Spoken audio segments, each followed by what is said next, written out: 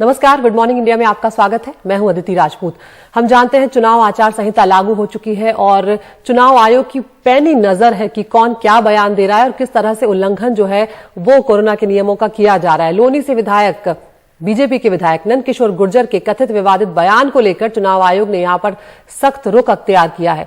Notice भेजकर चुनाव आयोग ने 3 दिनों के अंदर जवाब मांगा है। दरअसल बीजेपी विधायक नंदकिशोर गुर्जर का एक वीडियो वायरल हो रहा है जिसमें वो विवादित नारा लगाते हुए सुने जा रहे हैं। इसके पहले वो कई बार विवादों में आ चुके हैं। उनकी तस्वीरें भी वायरल हुई थी जिसमें वो मुर्गा बेचने वाले दुकानदारों को भगाते हुए नजर आ रहे थे और उनसे कह रहे थे कि यहां से फौरन निकल जाओ और कभी दुकान यहां पर खोलना नहीं। इसके अलावा जो उनका बयान सामने आया है उसमें उन्होंने यहां पर साफ तौर पर उन्हें कहते हुए सुना जा सकता था, ना बाहुबली लोनी में सिर्फ बजरंग बली, ना अली ना बाहुबली लोनी में सिर्फ बजरंग बली। तो अब उनको इस बात पर नोटिस उनके इस बयान पर जारी किया गया है चुनाव आयोग की तरफ से। उनसे जवाब मांगा गया है 3 दिनों के भीतर। और हमारे सहयोगी रविशंजन शुक्ला ने नंदकिशोर गुर्जर से बातचीत की है, वो आपको सुनवाते हैं। नंदकिशोर गुर्जर जी से बात करते हैं। सर, ये बताइए कि 5 साल आप विधायक रहे, आपने प्रशासन के ऊपर, शासन के ऊपर, पुलिस के ऊपर तमाम सारे आरोप लगाए, अपने चिकन व्यापारियों को खदेड़ा। आपको लगता है कि कानून व्यवस्था लोनी की एक मुख्य समस्या है जिसको आप दूर कर पाए हैं? मेरे तो ऊपर जो आप कह रहे हैं ना कि मैंने आरोप लगाए, मैंने आरोप नहीं लगाता किसी पे। मैं जो ऑथेंटिक बात होती है बिना प्रमाण के मैं बात नहीं करता। जो अधिकारी पिछली सरकारों में जिनकी आदत खराब थी, लूट डकैती करना चाहते थे, उनसे जरूर मैंने उनको टाइट किया। अच्छा। और रही चिकन व्यापार की, तो यहाँ चिकन व्यापार चल नहीं सकता लोनी में। लोनी में चल ही नहीं सकता ना, लोनी में चिकन व्यापार नहीं हो सकता क्योंकि यहाँ एयरक्राफ्ट ऑर्डिनेंस लगता है। आज कानून व्यवस्था इतनी शानदार है कि लोनी में रामराज है, पूरी तरह रामराज है लोनी में, पूरी तरह रामराज है। यहाँ शेर और बकरी एक घाटे पानी पीते हैं, कोई माफिया कोई गुंडा नहीं है। आज आप देखिए लोनी के अंदर कितना विकास हुआ है। लोनी में आप किसी भी रास्ते से आ नहीं सकते थे, आज शानदार सड़कें बनी हैं, बिजली शानदार आती है यहाँ, सड़कें, बिजली, चिकित्सा के नाम पे यहाँ कोई हॉस्पिटल नहीं था, हॉस्पिटल 100 बेड का बना है। 5 साल आपके ऊपर में यही मतलब लोगों ने तमाम सारे आरोप लगाए कि आप दबंग छवि के हैं, आप दबंगई करते हैं लोगों के साथ में। नहीं, कोई एक आदमी नहीं कह सकता। आप देख रहे हैं सुबह से लोगों का क्या हाल है भीड़ का। अब देखो ना किस तरह से लोगों का प्यार उमड़ रहा है। दबंगई की बात लोग गलत कह रहे हैं। मैं एक जिम्मेवार नागरिक हूँ भारत का और मैं खुद वकील हूँ और मैं कानून को भली भांति जानता हूँ। लेकिन जो कानून का उल्लंघन होगा और मान लिया पुलिस उसमें कहीं ना कहीं उनके साथ मिली भगत करेगी, तो मैं विधायक होने के नाते, जनप्रतिनिधि होने के नाते अपनी बात को कहता हूँ। उसको लोग दबंगई कह दें तो उनकी गलती है। लोनी की नगर पालिका की चेयरमैन है रंजीता धाबा, वो आपका विरोध कर रही थी और अभी भी विरोध कर रही है। मेरा कोई विरोध नहीं कर रहा है, मेरा कोई विरोध नहीं करता है। जो टिकट मांगा जिस लोगों ने, उनका मान लिया टिकट नहीं हुआ, पार्टी ने हम पे भरोसा किया और हमारे यहाँ टिकट ऐसे तो होता नहीं है। अच्छा, और जो दूसरे कैंडिडेट लड़ रहे हैं जैसे कि मदन भैया हुए जो आरएलडी से, वो किस तरीके की चुनौती आपको देंगे? नहीं, देखिए, हमने एक नारा दिया है लोनी में, ना अली ना बाहुबली, यहाँ सिर्फ बजरंग बली चलेंगे। हम बजरंग बली के महाकाल के भक्त हैं, इसलिए यहाँ लोनी में बजरंग बली है, ना कोई अली है ना कोई बाहुबली है। उन लोगों ने लोनी को नरक बना दिया था। लोनी की जनता को पता है यहाँ क्या हालात थे लोनी की। क्राइम कैपिटल के रूप में किनके कारण जाना गया। कि भी आपकी कोशिश है कि हिंदुओं का ध्रुवीकरण कम से कम। अच्छा, ये ध्रुवीकरण है। जिन्ना को कोई हिंदुस्तान का मुसलमान पसंद करेगा? एक मुसलमान जिन्ना को पसंद करेगा।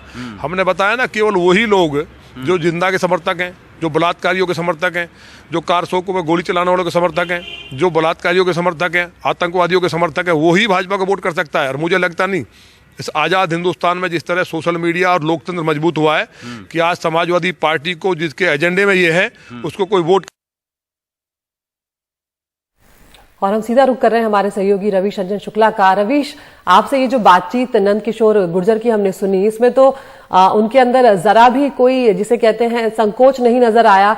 वो जिस बयान को लेकर विवाद हो रहा है वो बयान खुलकर कहते हुए नजर आ रहे हैं, ना अली ना बाहुबली, सिर्फ बजरंग बली की वो बात करते हैं यहाँ पर। और उनको इतना भरोसा है कि उनका कहना है कि उनके खिलाफ कोई शिकायत नहीं है, कोई नहीं है, कोई उनके खिलाफ कुछ बोलता नहीं है। और बहुत ही खुले तौर पर वो अपनी जो बातें हैं उसको, या वो दबंगई है जो उसको सामने लेकर आ रहे हैं।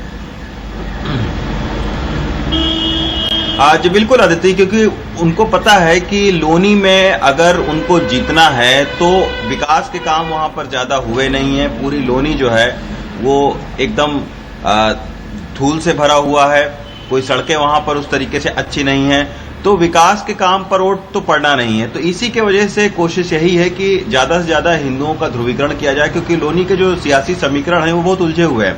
तकरीबन 1.5 लाख वहां पर मुस्लिम मतदाता है और उसके बाद में गूजर है वहां पर मतदाता तकरीबन 80 से 90 हजार, उसके बाद में दलित मतदाता है। तो अगर इन सारे जातियों के मतदाताओं को अगर वो हिंदू नहीं बनाएंगे तो उनके जीत का समीकरण काफी जटिल हो जाएगा। तो ये बात उनको पता है। तो इसी के वजह से वो शुरुआत से ही पिछले 5 साल से लगातार अपने ही प्रशासन के साथ में वो झगड़ा करते आए हैं। अपनी छवि उन्होंने एक तरीके से दबंग की बनाई है और ये उन्होंने संदेश देने की कोशिश किया है कि वही एक ऐसे शख्स हैं जो लोनी के जो मुसलमान हैं उनके खिलाफ खड़े हो सकते हैं। तो ये उनकी बहुत शुरुआत से ही जो है वो संदेश है और उनको ये लगता है कि अगर हिंदुओं का ध्रुवीकरण होगा तभी उनकी जो सियासी नैया है वो पार लग पाएगी। तो इसी के चलते वो हर मौका नहीं कोई मौका छोड़ते हैं जब वो हिंदुओं के ध्रुवीकरण की बात न कहें। अभी आप देखिए कि इस पूरे नारे पर उनको चुनाव आयोग का नोटिस मिल चुका है, लेकिन उसके बावजूद वो ये नारा सोशल मीडिया के जरिए अपने समर्थकों को अपने भाषण के जरिए लगातार अपने जो लोनी की विधानसभा है उसमें प्रसारित कर रहे हैं। तो अब देखना होगा कि इसका वो जवाब क्या देंगे, लेकिन निश्चित तौर पर इस तरीके के नारों पर चुनाव आयोग को सख्त कार्रवाई करनी चाहिए, क्योंकि सियासी नेताओं का खासतौर पर बीजेपी के जो ये नेता है नंदकिशोर गुर्जर, इनकी ये लगातार भरसक कोशिश है कि लोनी में किसी भी तरीके से हिंदुओं के वोटों का ध्रुवीकरण किया जाए। जी अदिति। बिल्कुल रवीश, और यहाँ पर चुनाव आयोग की जो कार्रवाई होगी, चुनाव आयोग का उनके जवाब के बाद जो भी एक्शन होगा वो बहुत ज्यादा मायने रखेगा, क्योंकि तभी इस तरह के जो बयान है या इस तरह का जो ध्रुवीकरण है उस पर कुछ हद तक शायद रोक लग पाए। जी बिल्कुल, क्योंकि पश्चिमी यूपी में कैराना के बाद में लोनी की जो विधानसभा है यहाँ पर बहुत ज्यादा हिंदुत्व की प्रयोगशाला ये कही जाती रही है। तो अगर यहाँ से एक जो है वो चुनाव आयोग कड़ा संदेश देगा तभी उस संदेश को बाकी यूपी में भी उसको सख्ती के तौर पर देखा जा सकता है। लेकिन अगर यहाँ से ही कड़ा संदेश नहीं जाएगा चुनाव आयोग का, तो ये आप समझिए कि जैसे जैसे चुनाव का वक्त बीतेगा और ज्यादा सांप्रदायिक ध्रुवीकरण की कोशिश की जाएगी, हेट स्पीच दी जाएगी। तो इसी की वजह से चुनाव आयोग ने हालांकि नोटिस तो भेजा हुआ है, लेकिन अब देखना है कि इस नोटिस के जवाब से क्या वो जवाब देते हैं नंदकिशोर गुर्जर और क्या उस जवाब से चुनाव आयोग संतुष्ट होता है कि नहीं। अगर वो संतुष्ट नहीं होता है तो इनके ऊपर फिर सख्त कार्रवाई होनी चाहिए। और क्योंकि लगातार इनकी ये कोशिश है कि लोनी के अंदर माहौल उस तरीके से बनाया जाए जहां पर हिंदू मुसलमान हो और एक वोटों का ध्रुवीकरण हो, ताकि सियासी जो फायदा है वो ये उठा पाए। तो देखना होगा चुनाव आयोग क्या इस पर फैसला लेता है।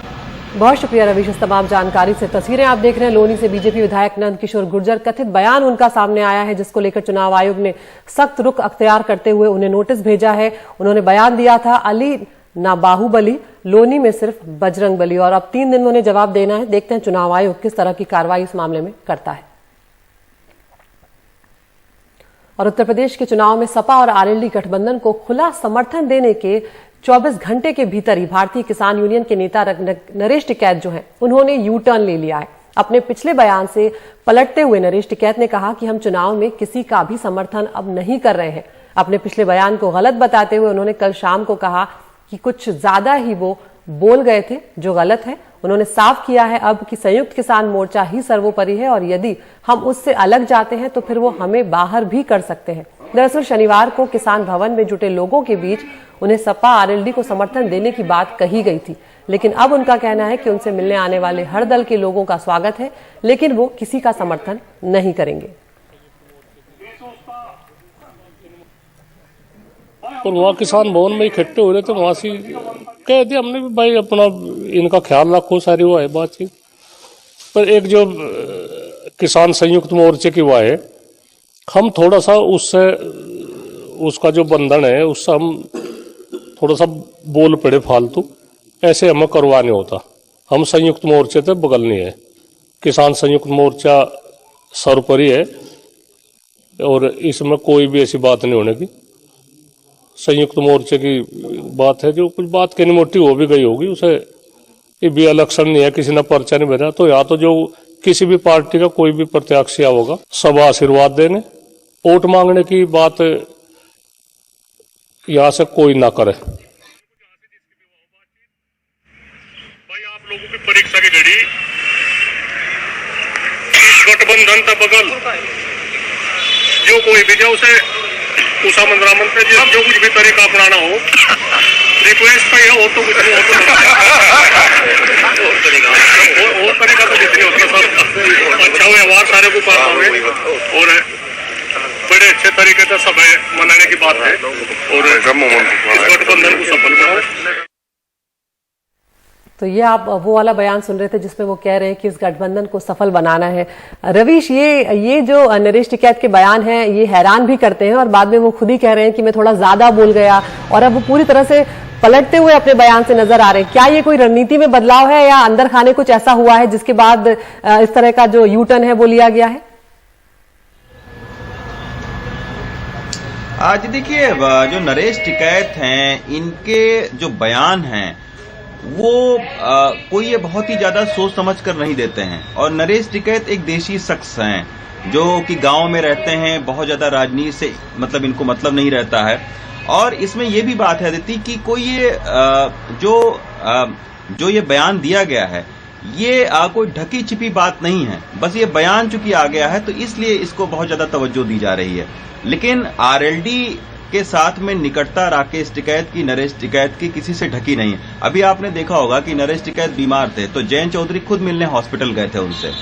तो इस तरीके से आमतौर पर पश्चिमी यूपी में एक तरीके का संदेश ये है कि किसान आंदोलन से जुड़े हुए जो नेता हैं, किसान नेता, वो सारे गठबंधन से जुड़े हुए हैं और एक राजनीतिक संदेश उनको ऑलरेडी मिल चुका है कि आप गठबंधन के साथ रहिए। लेकिन खुले तौर पर इस तरीके का वीडियो आ जाना ये थोड़ा सा संयुक्त किसान मोर्चे के लिए जो है वो परेशानी का सबब है। यही वजह रही कि एक दिन बाद ही जो है वो नरेश टिकैत को अपने बयान से पलटना पड़ा और ये कहा उन्होंने कि सिसौली में जो भी सियासी नेता आएगा उसका स्वागत किया जाएगा।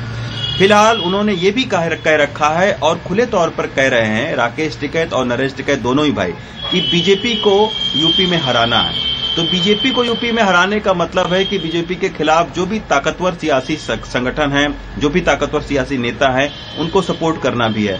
तो ये कोई ढकी छिपी बात नहीं है। लेकिन अब चूंकि खुले तौर पर वीडियो आ जाना इस तरीके का, ये एक काफी जो है वो संयुक्त किसान मोर्चे के लिए एम्बैरेसिंग सिचुएशन है। यही वजह रही कि नरेश टिकैत अब इसके लिए माफी मांग रहे हैं और उनका ये कहना है कि उन्होंने वो कुछ ज्यादा बोल गए हैं, उनको इस तरीके का बयान नहीं देना चाहिए। लेकिन इसमें भी कोई ढकी छिपी बात नहीं है कि आरएलडी के साथ में राकेश टिकैत और नरेश टिकैत की निकटता है। पिछले चुनाव में आपने देखा था कि बीजेपी के करीब वो लोग थे, इस बार बीजेपी से नाराज है। उनका यह कहना है कि बीजेपी को इस बार नहीं जिताना है। तो आरएलडी से निकटता तो है लेकिन वो उसको शो नहीं करना चाहते हैं। लेकिन अंदर खाते वो अपने संगठन में इस बात का संदेश दे चुके हैं कि गठबंधन के लोगों का समर्थन करना है। जी अदिति। बिल्कुल रवीश, बहुत शुक्रिया इस तस्वीर को साफ करने के लिए, क्योंकि नरेश टिकैत ने भी अपने पुराने बयान में ये कहा, बाद वाले बयान में ये कहा है कि जो पुराना बयान था उसमें मैं थोड़ा ज्यादा बोल गया, लेकिन ऐसा है नहीं। और वो ये भी जाहिर कर रहे हैं कि संयुक्त किसान मोर्चा जो है अगर उसमें कोई राजनीति की तरफ रुख करेगा तो उसे बाहर का रास्ता दिखा दिया जाएगा।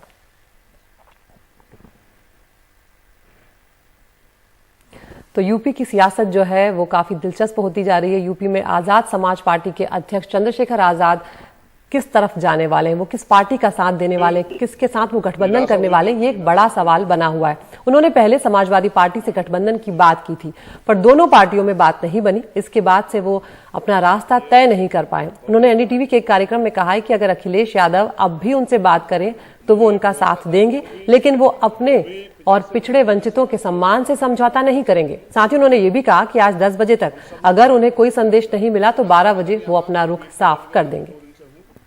और अगर बात आप जिस तरह की बात आपने कही अपनी पीसी में भैया कि भाई जब उनको कोई कॉल आई तो अब बात अगर स्वाभिमान सम्मान किया, तो मैं बीजेपी के इतना मुखर हूं उनकी विचारधारा की वजह से, मुझे लोकतंत्र और देश की परवाह है। तो मैंने उनसे कहा अगर आप ये बात कह रहे हैं तो मैं फिर ऐलान करता हूं कि आप बड़े भाई हैं, आप कहिए कि चंद्रशेखर मेरे भाई हैं, उनको मुझे उनकी जरूरत है बीजेपी को रोकने के लिए, वो आ जाएं।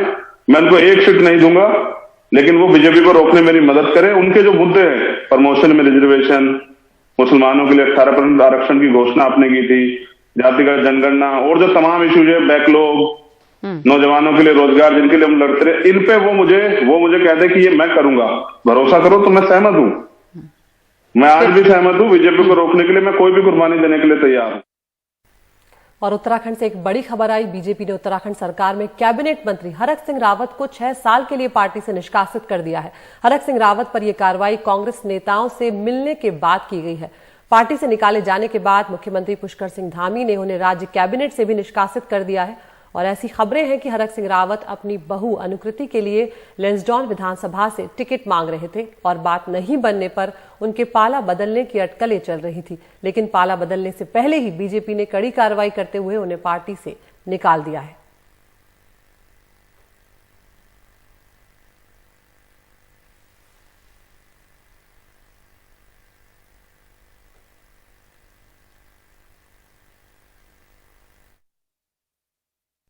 देखिए, मुझे नहीं मालूम कि बीजेपी के नेताओं को जो पूरा देश चला रहे हैं, एक मनगणत सोशल मीडिया पे चले समाचार को आधार बनाकर और इतना बड़ा निर्णय, मैं उनकी सरकार में कैबिनेट मंत्री था, सीनियर मिनिस्टर था, सबसे मेरे बहुत व्यक्तिगत संबंध थे। तो मुझे लगता है कि केवल सोशल मीडिया पे प्रहलाद जोशी जी ने मुझे बुलाया था, हम लोग देहरादून से चले, भीड़ थी इसलिए देहरादून से चलने में देर हो गई, फिर रास्ते में भी जाम था और मैं तो आज प्रहलाद जोशी जी से और अमित शाह से मिलना चाह रहा था।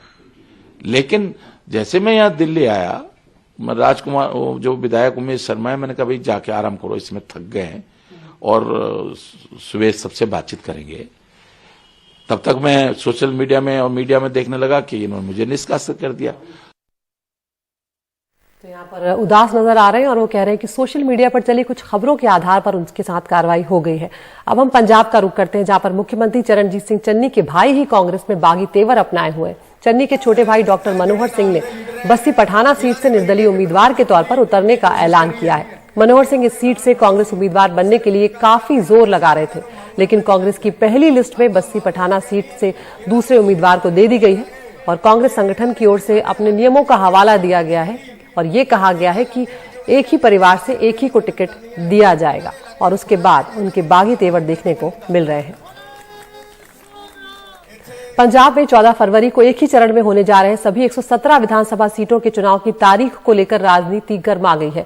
दरअसल मतदान की तारीख के 2 दिनों बाद 16 फरवरी को रविदास जयंती है और अनुसूचित जाति की बड़ी तादाद वाले पंजाब में इस दिन कई समारोह आयोजित होते हैं और लोग जयंती मनाने वाराणसी भी जाते हैं।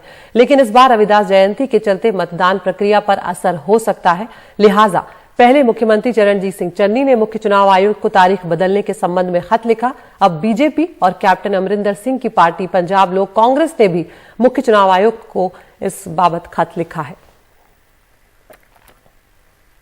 और आम आदमी पार्टी के मुख्यमंत्री का चेहरा कौन होगा, ये सवाल अभी भी बना हुआ है और पंजाब में ये चुनने के लिए कि मुख्यमंत्री चेहरा कौन बने, एक नंबर जारी किया है जिस पर 72 घंटों में करीब 15 लाख से ज्यादा लोगों ने राय दी है। ये दावा किया है आम आदमी पार्टी ने। उनका कहना है कि करीब 7 लाख लोगों ने कॉल किए हैं, 5.5 लाख से ज्यादा लोगों ने व्हाट्सएप किए हैं और 1.5 लाख लोगों ने वॉइस मैसेज और 1.5 लाख लोगों ने ही टेक्स्ट मैसेज के जरिए अपनी राय भेजी है पंजाब में मुख्यमंत्री पद के उम्मीदवार को लेकर। पार्टी नेता और पंजाब विधानसभा में नेता प्रतिपक्ष हरपाल सिंह चीमा ने इस पर खुशी जाहिर की है। उन्होंने कहा कि इतने बड़े पैमाने पर लोगों की राय देने से स्पष्ट है कि राज्य की जनता आम आदमी पार्टी की सरकार बनाने जा रही है। उन्होंने ये भी कहा कि सारे आंकड़े देखने के बाद जनता की ओर से चुने गए मुख्यमंत्री के चेहरे का ऐलान होगा।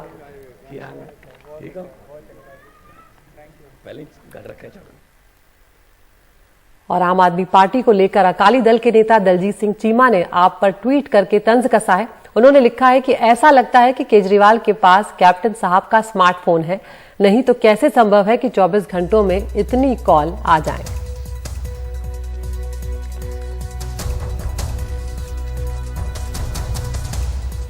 आगे बढ़ते हैं। कश्मीर प्रेस क्लब पर पुलिस प्रशासन की मदद से शनिवार को पत्रकारों के एक गुट ने कब्जा कर लिया और उसकी मैनेजमेंट अपने हाथ में ले ली है। इससे पहले प्रशासन ने कश्मीर प्रेस क्लब का रजिस्ट्रेशन भी सस्पेंड कर दिया।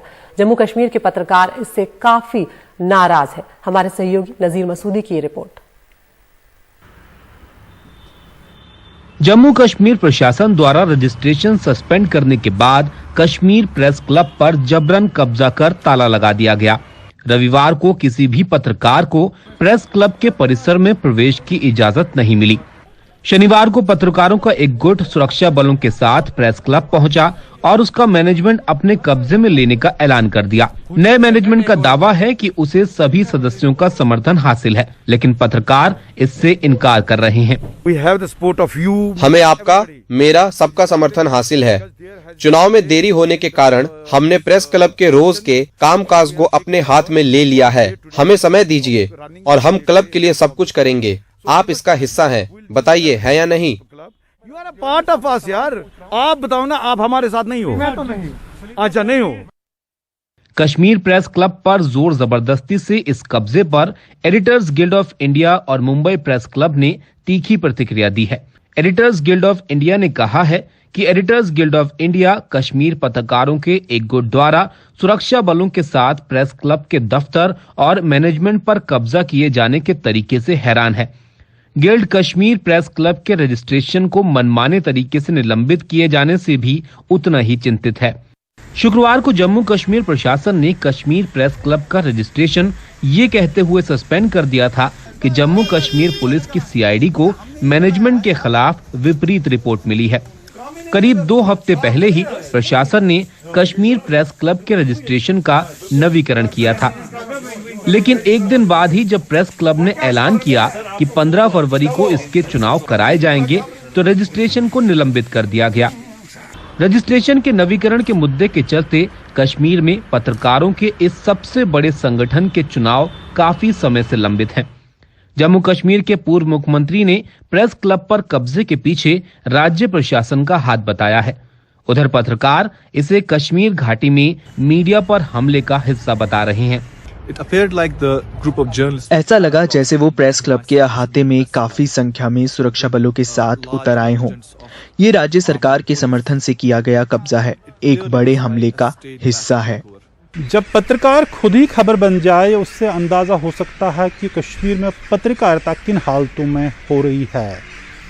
टेक ओवर के बाद कश्मीर प्रेस क्लब बंद पड़ा है, उसका मेन गेट को लॉक किया गया है और सरकार ने पहले ही कश्मीर प्रेस क्लब की रजिस्ट्रेशन को मुअत्तल किया है।